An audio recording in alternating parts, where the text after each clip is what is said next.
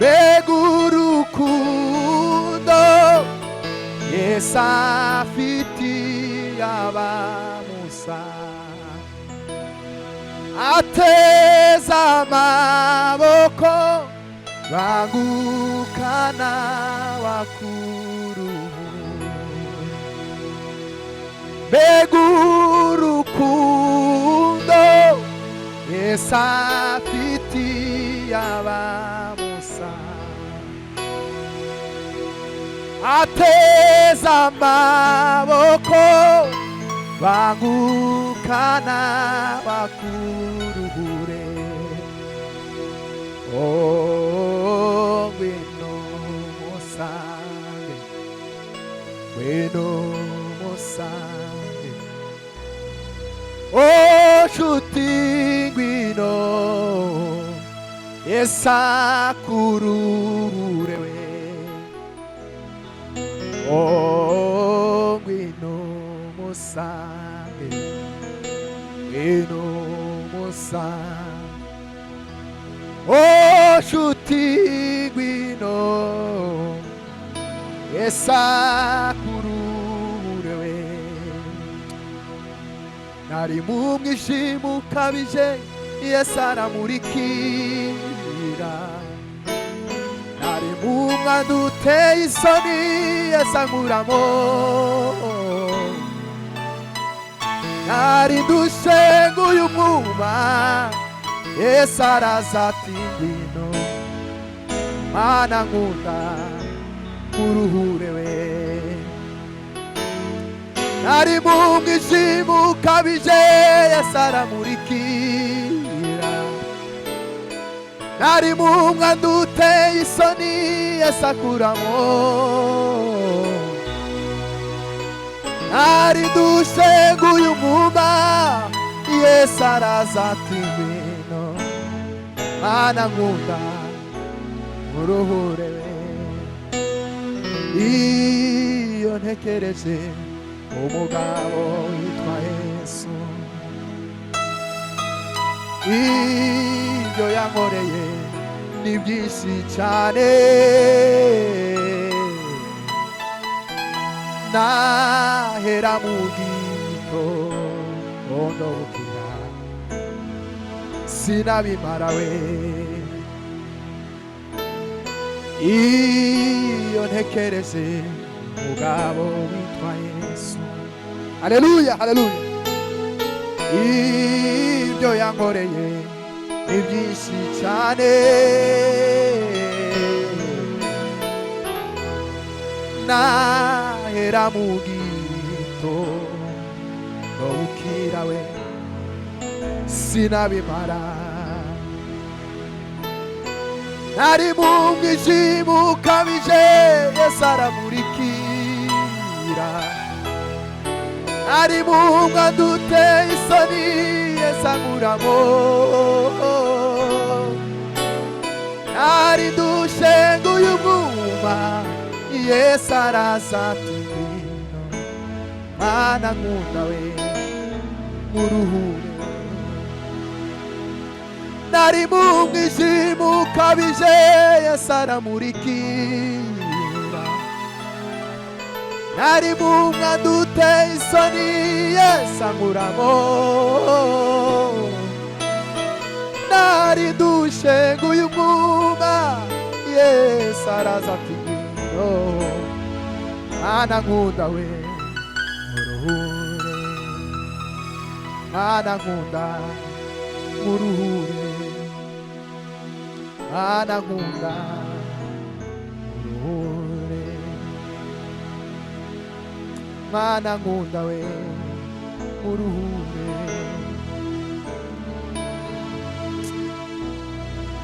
Izina riryoshe riruridushi, rikamari imibabaro yose.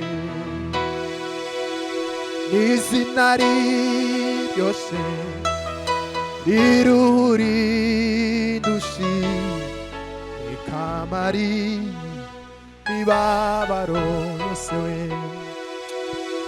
Nimwumve mbabwire iby'izina rimwe, izina ry'umucunguzi Yesu.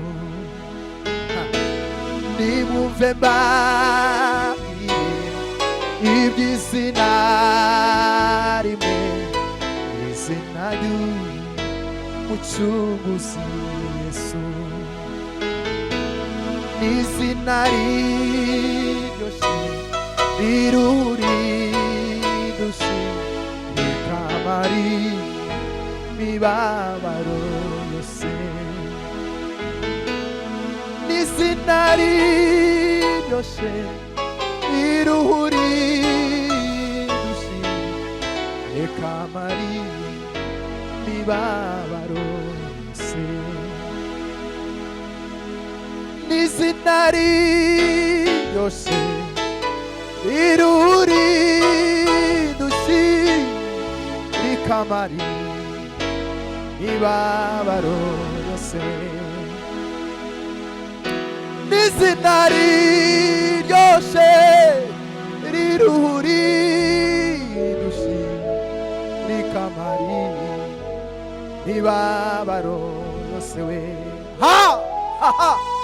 N'izina riryoshye riruridushe we, rikamara imibabaro yose. Haleluya, uhimbazwe rurema we, ushigwe hejuru. Narindi izina twahawe ryo gukirizwamo atari izina rya Yesu. Narindi izina twahawe ryo gukirizwamo atari izina rya Yesu. Haleluya.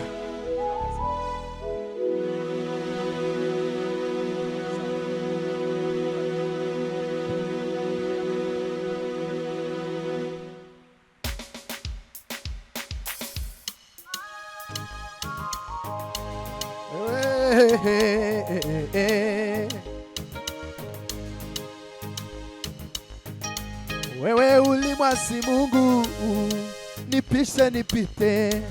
Uliwadanganya Adamu na Eva, songea nipite.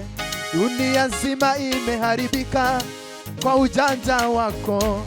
Ewe Shetani umelaniwa, mwenyeji wa kuzimu. Sasa nipishe nipite. Wewe ulimwasi Mungu, nipishe nipite. Uliwadanganya Adamu na Eva, songea nipite. Dunia nzima imeharibika kwa ujanja wako. Ewe Shetani umelaniwa, mwenyeji wa kuzimu we. Sasa nipishe nipite. Wewe ulimwasi Mungu, nipishe nipite. Uliwadanganya Adamu na Eva, songea nipite. Dunia nzima imeharibika kwa ujanja wako. Ewe Shetani umelaniwa, mwenyeji wa kuzimu we. Sasa nipishe nipite we. Ewe Shetani, ewe Shetani, nipishe nipite. Ewe Shetani, songea nipite we. Ewe Shetani we, songea nipite we. Shetani, ewe Shetani, nipishe nipite we. Ewe Shetani, nipishe nipite. Wewe ulimwasi Mungu, nipishe nipite. Uliwadanganya Adamu na Eva, songea nipite. Dunia nzima imeharibika. Ewe Shetani umelaniwa, mwenyeji wa kuzimu we. Sasa nipishe nipite we. Wewe wataka nikufanyie nini? Wewe wataka nikufanyie nini? Wewe wataka nikufanyie nini? Wewe wataka we nikufanyie nini? kipofu mmoja jina lake Bartimayo. Siku moja alikuwa akiketi kando ya njia, kaomba msaada kwa wapitao njia hiyo. Kipofu mmoja jina lake Bartimayo. Siku moja alikuwa akiketi kando ya njia, kaomba msaada kwa wapitao njia hiyo. Kipofu mmoja jina lake Bartimayo. Siku moja alikuwa kando ya njia, kaomba msaada kwa wapitao njia hii. Alisikia kelele za watu wengi mno, akaambiwa kwamba ni Yesu anapita. Akapaza sauti kwa nguvu sana akisema, Mwana wa Dawidi, Yesu nirehemu. Mwana wa Dawidi, Yesu nirehemu. Mwana wa Dawidi, Yesu nirehemu. Mwana wa Dawidi, Yesu nirehemu. Mani wamugisha cyane, mwagize neza kubana natwe. Murakoze cyane.